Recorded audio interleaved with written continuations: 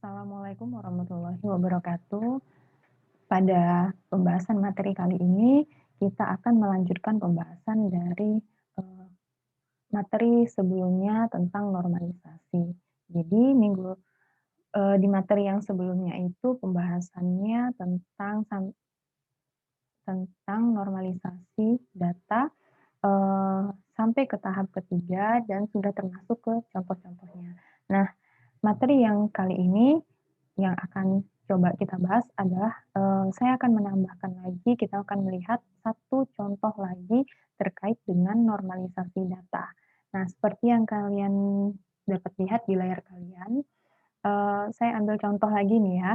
Contoh adalah, tabel akademik. Nah, tabel akademik ini yang kalian lihat, di sini kita bisa katakan ini bentuknya tidak normal. Kenapa bentuknya tidak normal? Karena satu baris data, ya, satu baris data itu ada atribut yang memiliki nilai lebih dari satu, yaitu kalian bisa lihat di atribut waktu.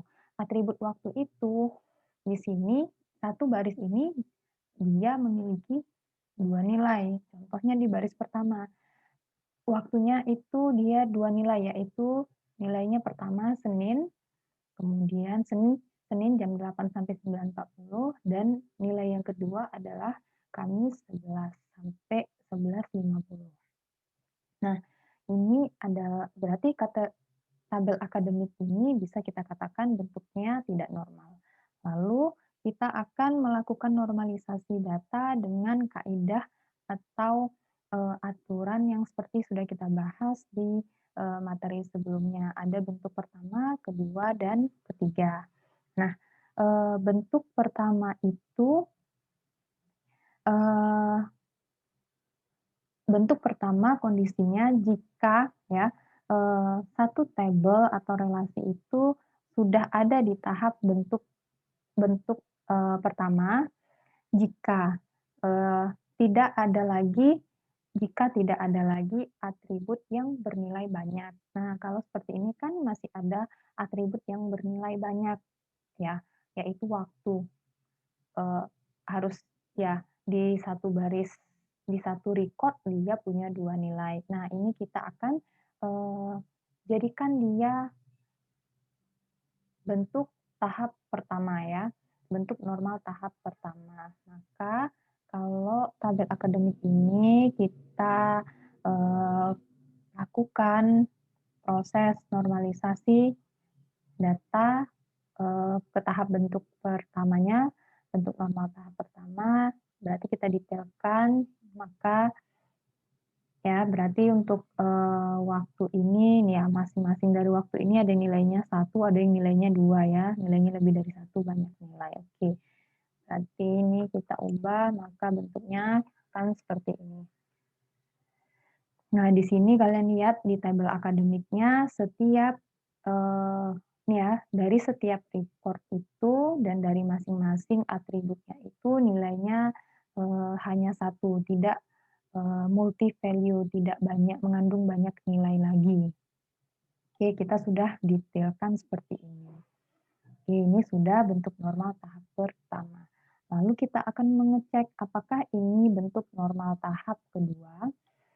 Eee Bentuk normal tahap kedua itu, eee, kondisi suatu tabel, suatu relasi ada di bentuk normal tahap kedua jika,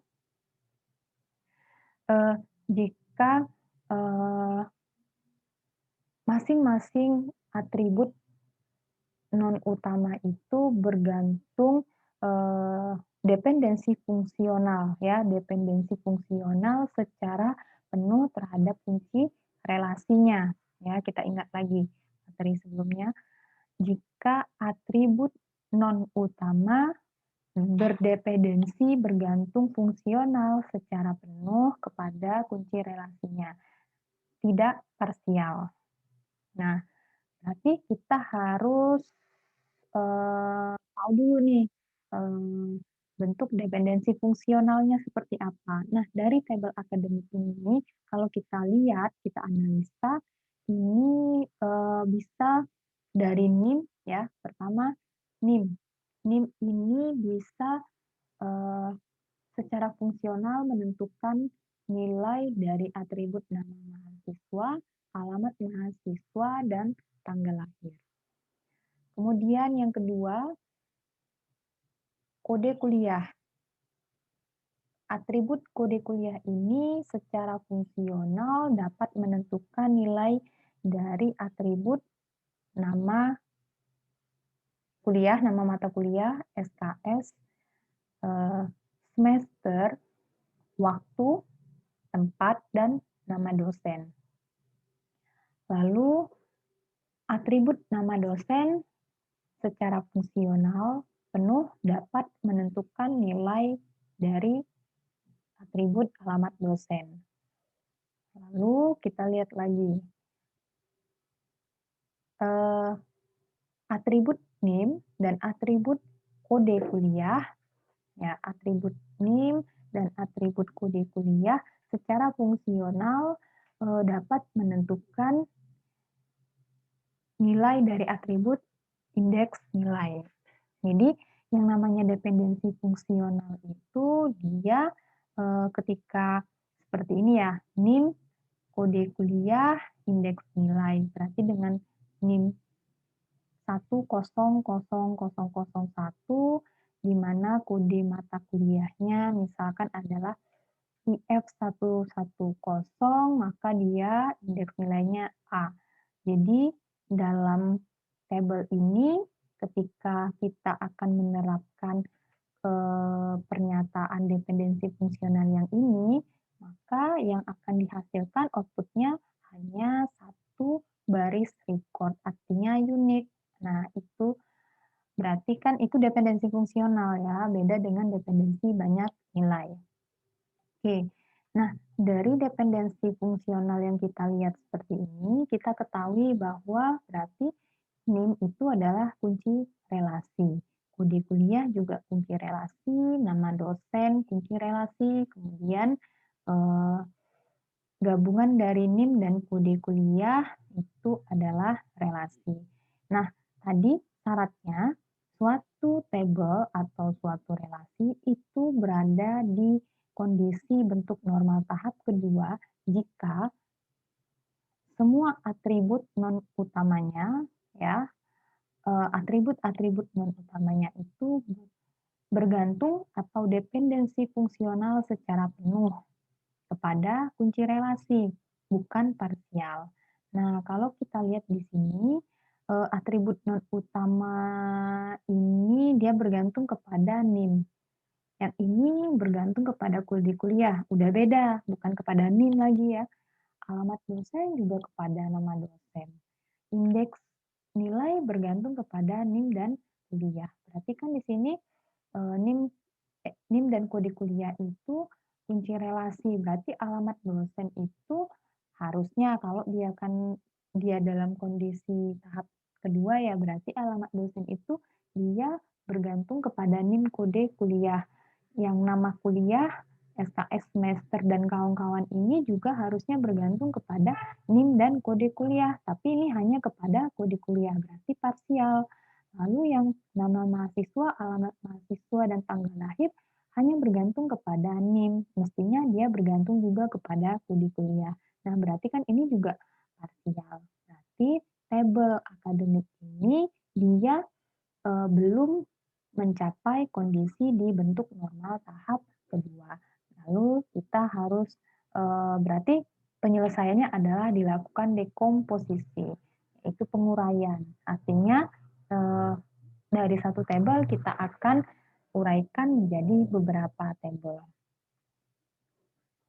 Nah, kalau kita tidak melihat, kalau kita tidak menganalisa dulu ya dependensi fungsionalnya tadi, kita membayangkan saja secara kasarnya, eee, tabel akademik ini kalau kita dekomposisikan dia akan menjadi, berapa tabel ya? Coba kita lihat, ada NIM, nama mahasiswa, alamat mahasiswa, tanggal lahir. Oke, ini bisa kita jadikan satu tabel, oh termasuk ini mungkin ya, kode kuliah dan indeks nilai. Mungkin ini kita bisa, atribut NIM, nama mahasiswa, alamat mahasiswa, tanggal lahir, kode kuliah, dan indeks nilai bisa kita, jadikan ini satu tabel, yaitu tabel akademik. Kemudian, tabel kode kuliah, nama kuliah, SKS, semester, waktu, tempat, nama dosen, dan alamat dosen, kita bisa gabungkan ini ke dalam satu tabel kuliah.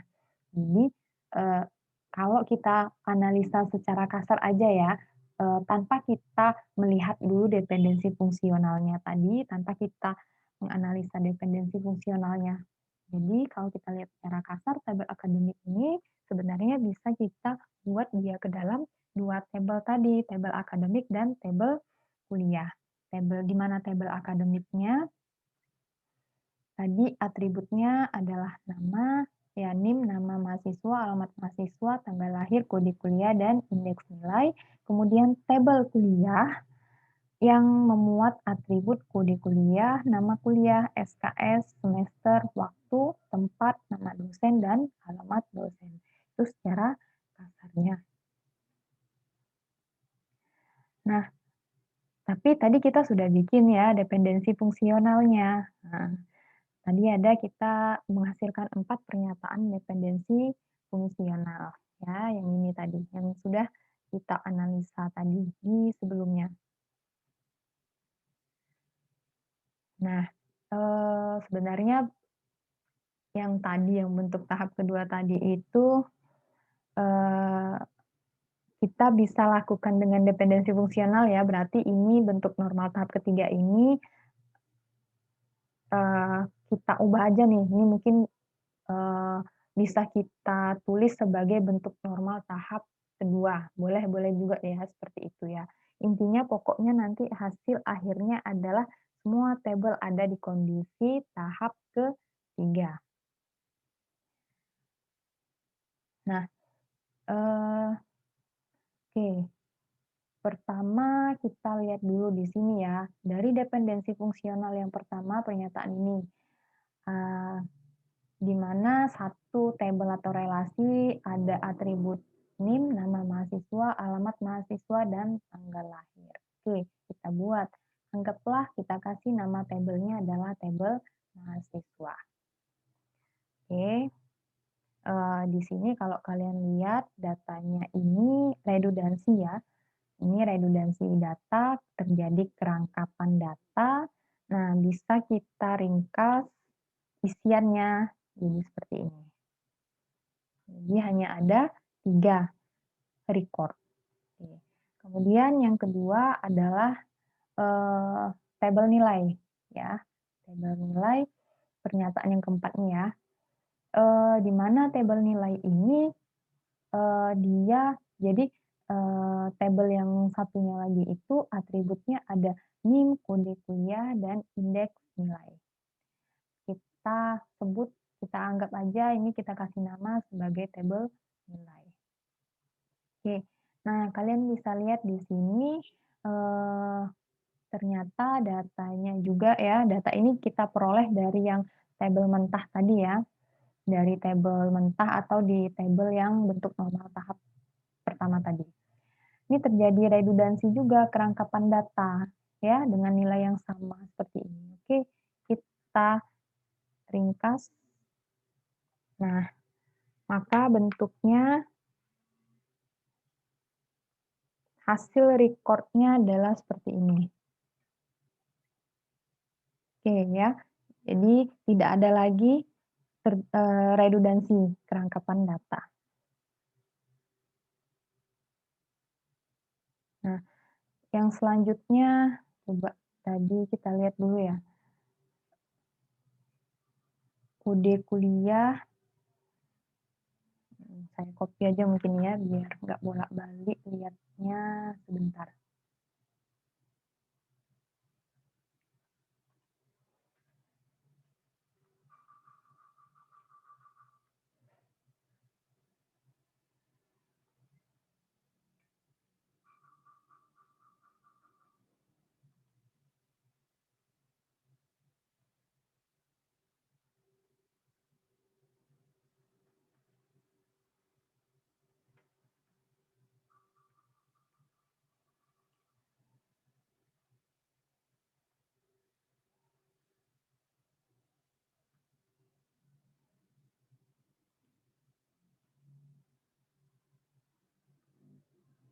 Nah, lalu tadi sudah 2 tabel ya, tabel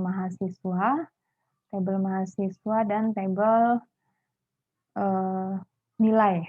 Lalu yang selanjutnya itu nih yang kode kuliah.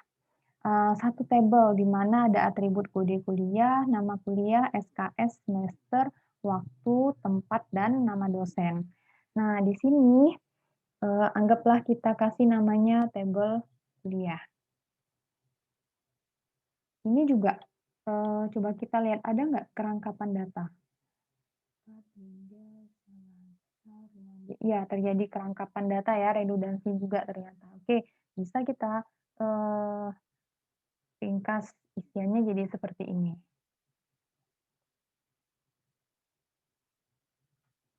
Lalu tabel yang selanjutnya adalah, eee, ini ya, nama dosen, alamat dosen. Berarti ini adalah tabel dosen. Ini juga kerangkapan data, redundansi data, oke. Nah, jadi dari hasil dependensi fungsional ini, kita analisa dependensi fungsionalnya, ada 4 pernyataan dependensi fungsional. Ya, berarti kita bisa membuat ini ke dalam 4 tabel. Nah, ternyata dari tabel kuliah tadi ya, di mana isinya tadi kode kuliah, nama mata kuliah ya, SKS, semester, waktu, tempat, dan nama dosen. Nah, dari tabel kuliah ini ternyata kita bisa pecah satu tabel ini menjadi 2 tabel. Ya, kita pecah dia jadi tabel kuliah dan tabel jadwal kuliah. Nah, eee tabel kuliah itu kita bisa isi, ini kita analisa sendiri aja ya. Tabel kuliah itu bisa kita isi, eee, atributnya adalah kode kuliah, nama mata kuliah, SKS, semester, dan nama dosen. Nah, sedangkan nanti untuk, kode mata kuliah, waktu, dan tempat itu akan kita jadikan sebagai, tabel jadwal kuliah. Oke, berarti ini tabel kuliah tadi kita pecah lagi.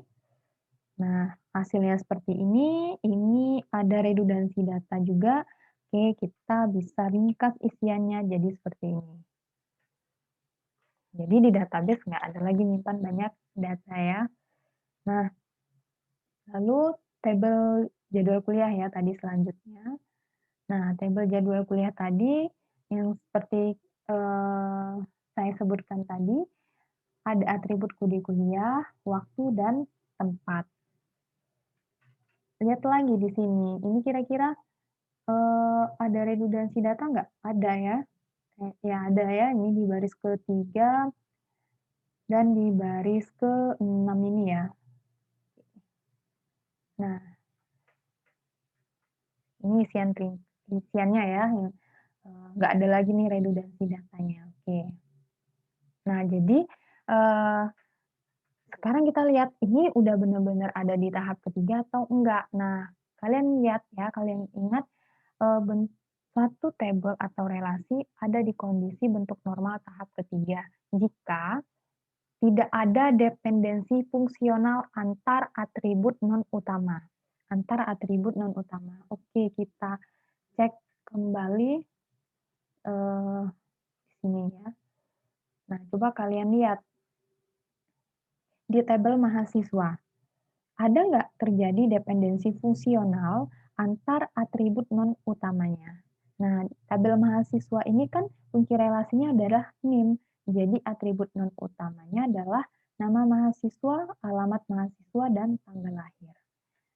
Nah, alamat mahasiswa apakah dependensi fungsional atau bergantung kepada nama mahasiswa? Enggak ya, enggak. Logikanya ya bisa aja kan, satu mahasiswa itu ada di mungkin ada di 2 alamat yang sama mungkin ya.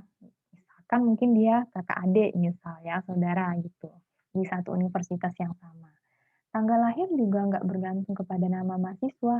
Ya, tanggal lahir yang sama bisa aja ada di banyak nama mahasiswa. Dependensi fungsional itu kan artinya dia unik ya. unik, dia hanya akan menghasilkan satu baris data, satu record aja, unik jadi satu-satunya. Kalau kayak gini kan kalau satu tanggal lahir bisa ada untuk di banyak nama mahasiswa, berarti kan dependensi, banyak nilai, bukan dependensi fungsional. Nah, jadi, ini tidak terjadi di tabel mahasiswa tidak terjadi, eee, dependensi fungsional antar atribut non utama. Ya, ya kayak gini ya, tanggal lahir ke alamat mahasiswa juga nggak akan pengaruh ataupun sebaliknya. Oke, berarti tabel mahasiswa ini sudah sampai di bentuk normal tahap ketiga, selesai berarti.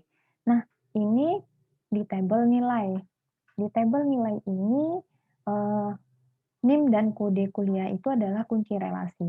Jadi atribut non utamanya itu adalah indeks nilai. Nah, kondisinya kan tadi tahap ketiga itu jika, tidak ada dependensi fungsional antar atribut non utama. Nah, ini aja atribut non utamanya cuma satu, indeks nilai. Apa yang mau dilakukan antara atribut non utama, ya kan nggak mungkin indeks nilai ke indeks nilai. Oke, berarti ini udah fix tabel nilai ini adalah bentuk normal, eee, ada di kondisi bentuk normal tahap ketiga. Selanjutnya di tabel kuliah. Coba dilihat di tabel kuliah ini yang jadi kunci relasi adalah kode kuliah. Nah, eee, apakah terjadi dependensi fungsional antar atribut non utamanya? Coba lihat berarti, nama mata kuliah, SKS, semester, waktu, tempat, dan nama dosen ini adalah atribut non utamanya. SKS tidak bergantung kepada nama mata kuliah ya.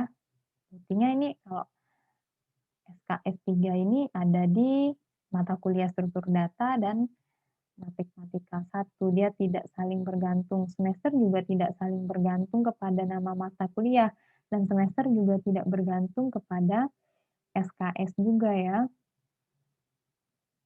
Mmm, Waktu juga tidak tergantung kepada nama mata kuliah, SKS ataupun semester, dan sebaliknya. Tempat juga enggak ya sepertinya ya.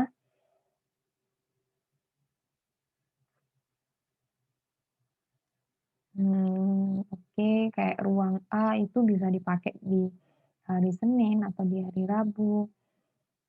Nama dosen juga enggak. Oke, berarti ini sudah di bentuk normal tahap ketiga.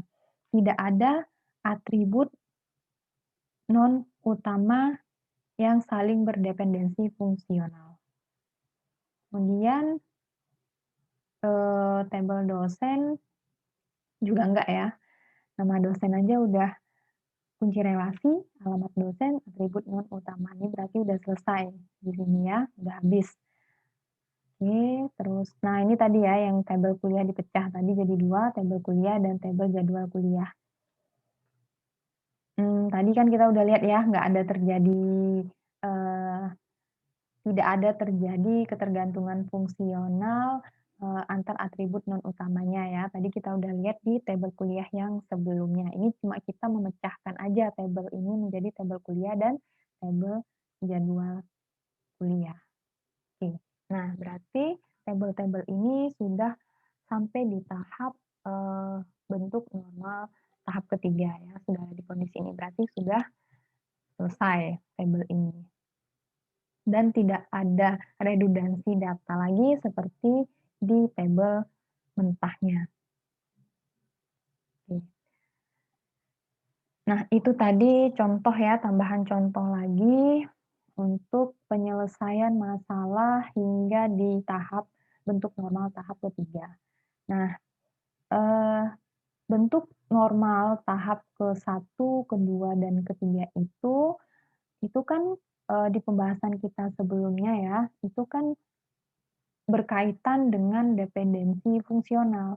Nah, selebihnya bentuk normal, BCNF, bentuk normal tahap keempat dan tahap kelima itu berkaitan dengan dependensi banyak nilai, ya.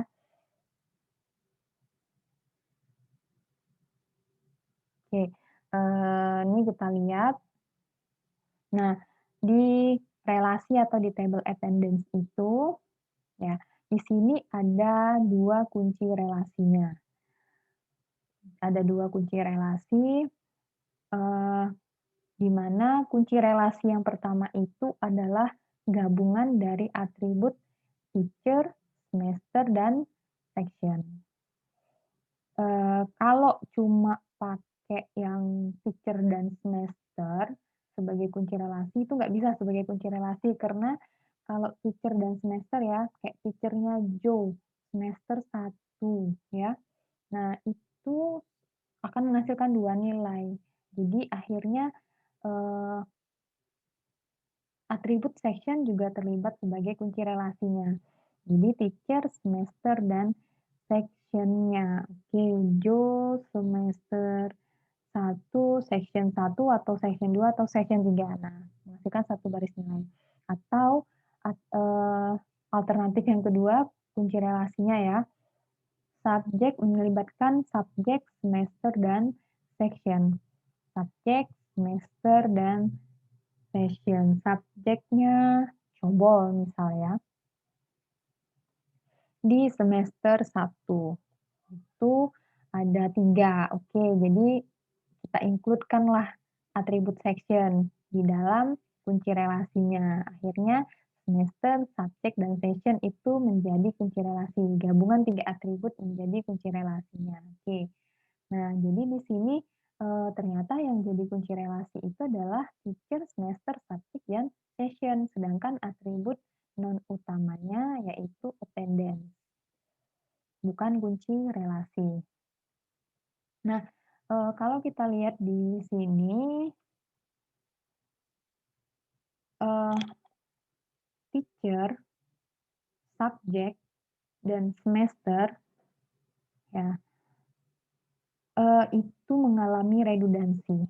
Kita bisa lihat teacher itu ya teacher Joe semester subjeknya misalkan COBOL, semester 1 itu ada redundansi data. Jadi yang bentuknya seperti ini itu, eee, kita bisa lakukan dekomposisi. Ya kita lakukan aja dekomposisi, kemarin kan di pertemuan yang sebelumnya itu, di materi yang kedua kalau nggak salah ya, basis data relasional itu, redundansi itu bisa kita lakukan dengan cara penyelesaiannya dengan cara dekomposisi. Nah, di sini teacher, subjek, dan semester ya, misalkan seperti ini ya, Joe dengan subjek cobol dan semester 1. Ternyata ada 3 ada ini sama ternyata, sama datanya ya, bisa terjadi, bisa sama gitu kan, ada kesamaan, berarti ini kan redundansi. Nah, kita bisa lakukan dekomposisi. Berarti table attendance ini bisa kita dekomposisikan untuk penyelesaian persoalan redundansi ini. Jadi dia akan menjadi beberapa table, bukan satu table lagi. Oke. Nah, jadi kalau didekomposisi bentuknya jadi seperti ini ya. Berarti, yang teacher, semester, dan subjek tadi, teacher, subjek, semester. Nah, jadi satu relasi atau satu tabel. Kita misalkan kita kasih nama tabel atau relasinya adalah teacher. Nah, lalu yang table attendance tadi berarti sudah nggak ada lagi teacher, atribut teacher. Jadi yang ada di sini adalah atribut, semester, subjek, section, dan attendance. Oke.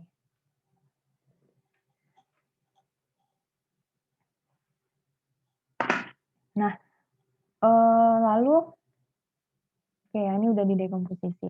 Nah, tadi kan saya ada sebutin bentuk BCNF ya. BCNF itu apa? Itu adalah Boys Code Normal Form ya. Nah, jadi sebuah tabel relasi ada di kondisi ini jika setiap determinannya, setiap penentunya, setiap Ya, setiap determinannya antar atribut relasi itu adalah kunci relasi. Oke,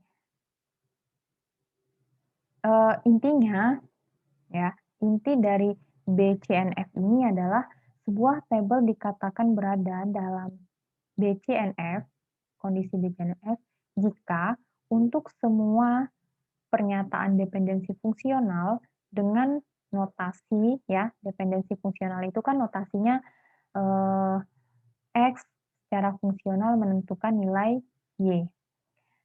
Maka X harus merupakan super key, X itu harus merupakan super key pada tabel tersebut.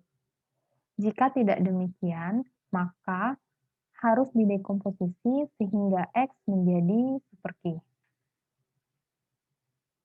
ya. Nah, eee, jadi kalau kita lihat di bentuk-bentuk yang sebelumnya, di bentuk normal tahap pertama, jadi permasalahan kita yang kemarin-kemarin untuk kasus kita itu yang kita selesaikan sampai bentuk di normal tahap kedua, sebenarnya eh, sampai bentuk normal tahap ketiga ya, sebenarnya itu sudah ada di, kondisi BCNF. Ya, kenapa saya katakan di kondisi BCNF? Coba kita lihat dulu ya. Nah, seperti ini aja lah ya, seperti di tabel kuliah. Di tabel kuliah ini kan, di sini kunci relasinya adalah kode kuliah. Ya, dari pernyataan dependensi fungsionalnya kan adalah kode kuliah. Kode kuliah adalah kunci relasinya, determinannya. Nah, ini juga menjadi kunci relasinya dan dia memang benar-benar menjadi super key-nya, bahkan dia menjadi primary key-nya. Nah, artinya di sini bentuk normal tahap ketiga ini, kemudian kita cek lagi ternyata ini sudah bentuk BCNF juga ya. Eee, Kode kuliah memang sudah benar-benar menjadi dia determinan dan dia juga adalah kunci relasi dan dia bahkan menjadi primary key. Kemudian di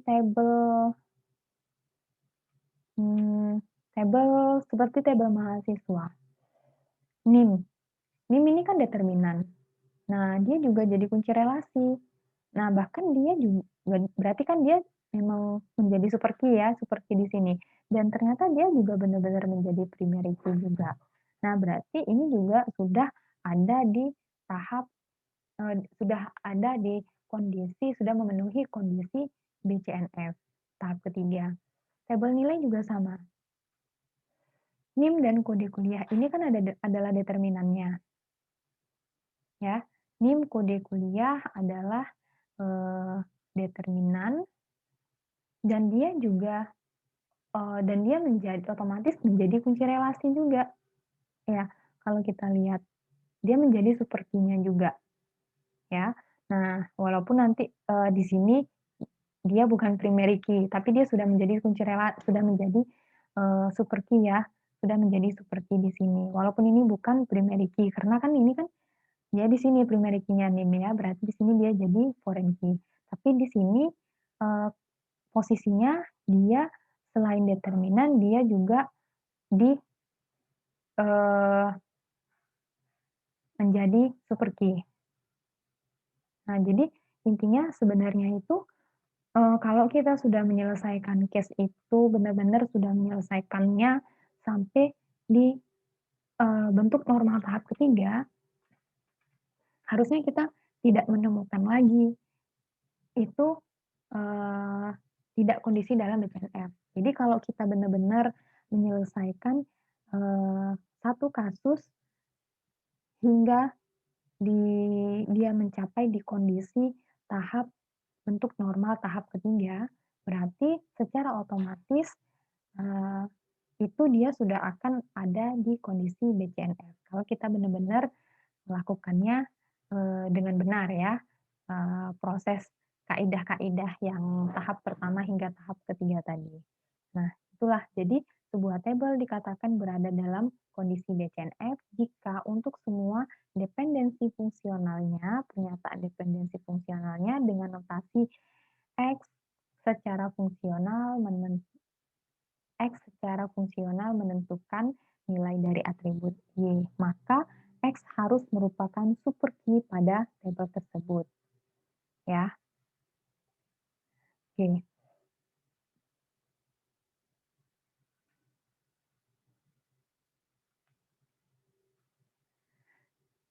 Nah, eee, lalu bentuk normal dan dependensi banyak nilai ya, yang lainnya selain BCNF itu ada juga bentuk normal, bentuk normal tahap keempat dan bentuk normal tahap kelima. Nah, jadi hal yang mungkin terjadi itu redundansi itu muncul karena adanya dependensi, banyak nilai. Oke, nah sekarang kita coba bisa lihat lagi contohnya, tabel sales area atau relasi sales area. Nah, di sini coba kita lihat kalau kita ambil kunci relasinya itu, determinannya adalah representatif ya.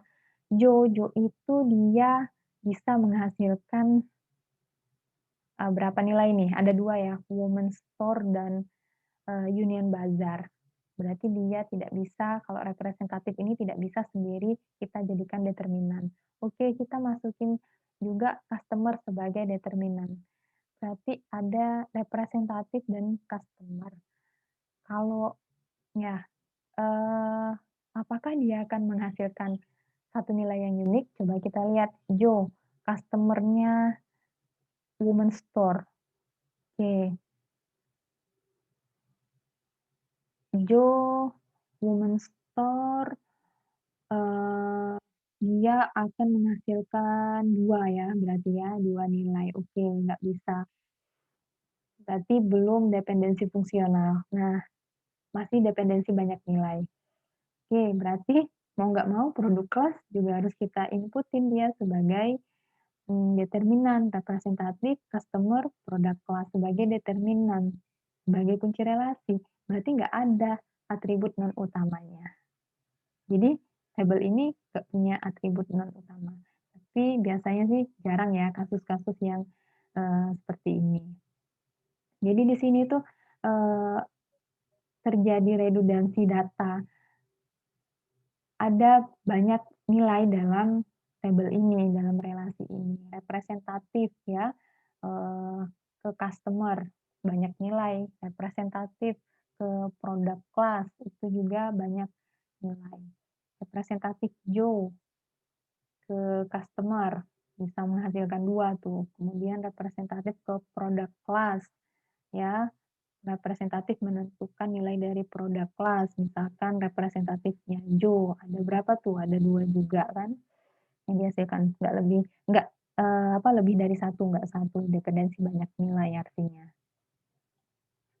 Nah, eee, kalau yang seperti ini kan ada di kondisi, banyak nilai ini kan berarti bentuk normal di tahap keempat ya, tahap keempat atau tahap kelima.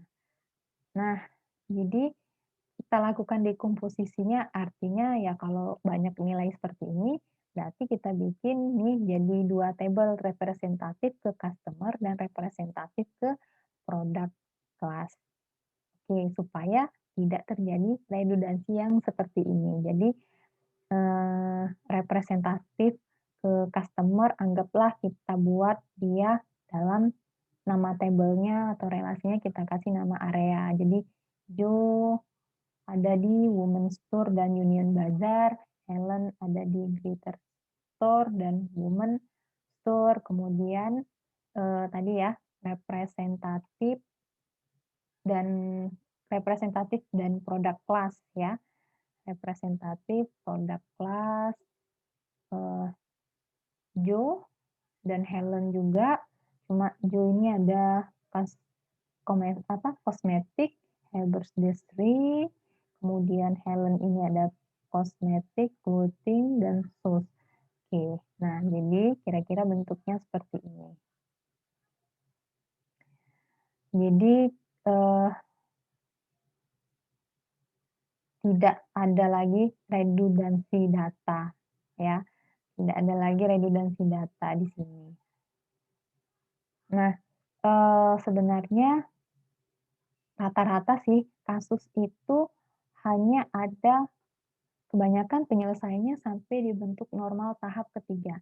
Jarang ada kasus yang kondisinya ada di, eee, normal bentuk normal tahap keempat maupun tahap kelima. Bahkan yang BCNF pun juga jarang, kalau kan tadi saya sudah bilang kalau kita memang benar melakukan kaidah aturannya itu ya dalam yang, kondisi tahap pertama, kedua, dan ketiga tadi, itu maka secara tidak langsung, eee, kita juga akan menghasilkan itu berada dalam kondisi, BCNF juga kalau kita sudah selesai di tahap ketiga, eee, tabel yang kita dekomposisikan itu, semua tabel-tabel yang kita peroleh itu sudah benar dia posisinya, sudah benar dia kondisinya ada di, tahap ketiga, otomatis, eee, dia juga pasti sudah berada secara tidak langsung sudah berada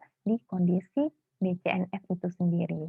Nah, kondisi yang keempat dan kelima ini bentuk normal tahap keempat dan tahap kelima ini sangat-sangat jarang, dalam banyak kasus gitu ya. Jadi pembahasan tentang bentuk normal tahap keempat dan kelima ini sebenarnya juga nggak optimal, nggak terlalu maksimal di beberapa referensi. Oke, jadi yang paling penting kalian tahu di sampai bentuk normal tahap ketiga itu yang paling sangat penting, sangat vital ya di situ ya. Dan sedikitlah tahu tentang BCNF, bentuk normal tahap keempat dan tahap kelima. Oke, demikian, penjelasan saya terkait tentang normalisasi data. Untuk normalisasi data sudah selesai penjelasannya sampai di sini. Silahkan kalian memperdalam, memahami lebih lagi dari banyak referensi yang ada selain dari, eee, pembahasan yang saya berikan ini. Terima kasih. Wassalamualaikum warahmatullahi wabarakatuh.